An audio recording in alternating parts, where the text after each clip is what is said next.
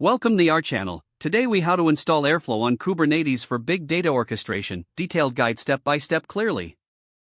Begin by ensuring you have a Kubernetes cluster up and running. You can use platforms like Google Kubernetes Engine or Minikube for local setups. Install the Kubernetes command line tool, kubectl, if you haven't already. Next, install Helm, the package manager for Kubernetes.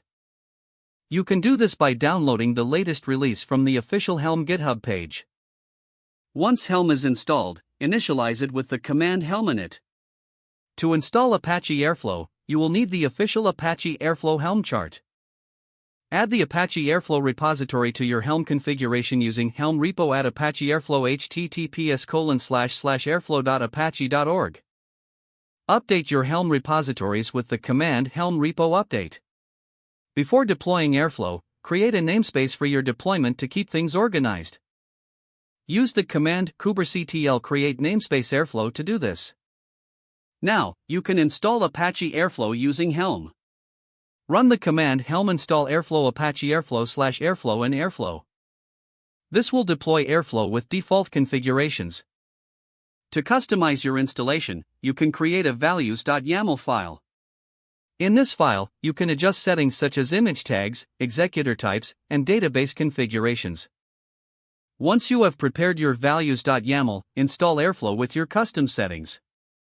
Use the command helm install Airflow Apache Airflow/Airflow fvalues.yaml and Airflow.